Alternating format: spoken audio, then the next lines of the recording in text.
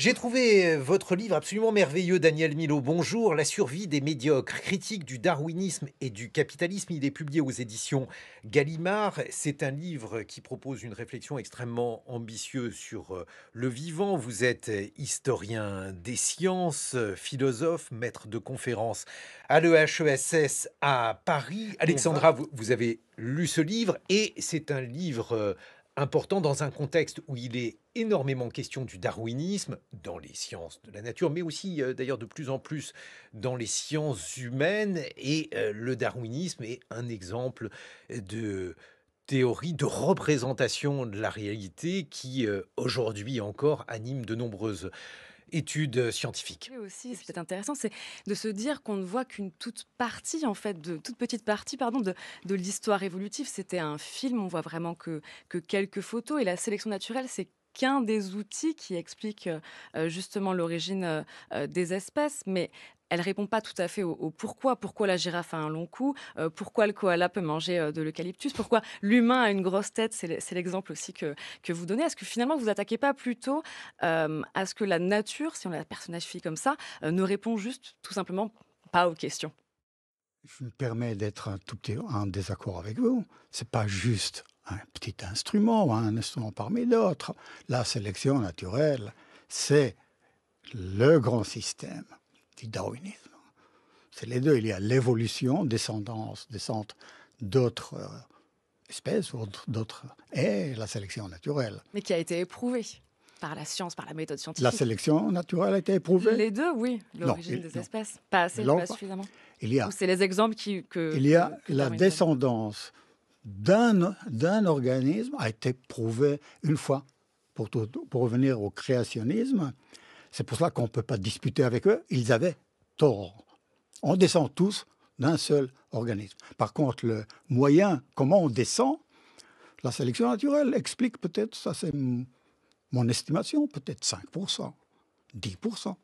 Le reste, c'est les aléas de la course, c'est la chance. Et vous expliquez effectivement, comme vient de l'évoquer Alexandra Delbo, qu'il y a une créature particulièrement médiocre qui a plutôt bien réussi, on peut dire aussi hélas, c'est l'être humain, Daniel Milo. Vous expliquez finalement que notre vrai problème, c'est notre cerveau. Pourquoi ce cerveau pose-t-il problème?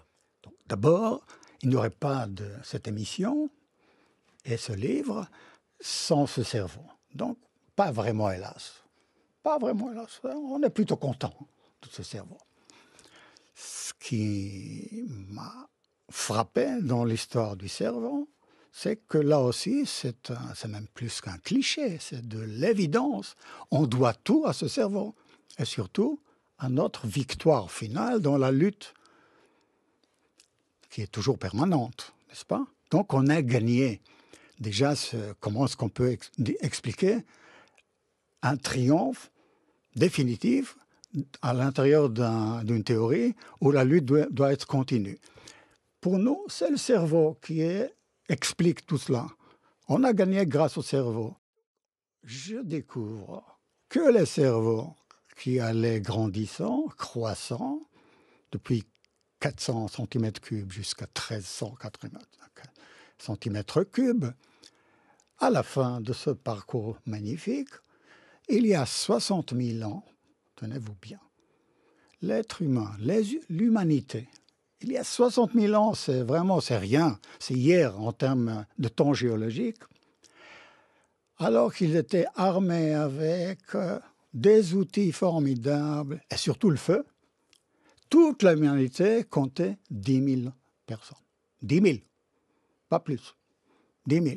Comment expliquer un animal aussi bien outillé qui soit un tel échec en termes de population, alors que c'est le critère, pas numéro un, mais le seul critère de succès et d'échec dans la biologie darwinienne. C'est combien êtes-vous?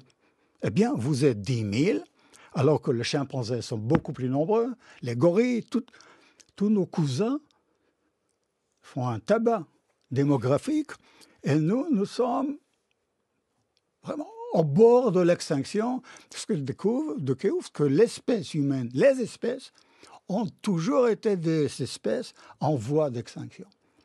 Mon explication, pas pour faire l'intéressant, mais aussi un peu, on avait un cerveau trop grand pour nos moyens. Ça veut dire quoi un cerveau trop grand pour nos moyens? Accoucher, là on revient au bébé, comme le girafon. Accoucher un bébé avec un tel cerveau, ça coûte énormément. On a calculé que la grossesse efficace, là on revient à Darwin, l'efficacité, l'optimalité. Cet animal n'était vraiment pas optimal parce que la grossesse optimale d'un être avec un bébé avec un tel volume, c'est à peu près 21 mois. Là, c'est génial. Pour le cerveau. Pour la femme, c'est 7 mois. On a trouvé un sorte de, je l'appelle ça, le grand compromis.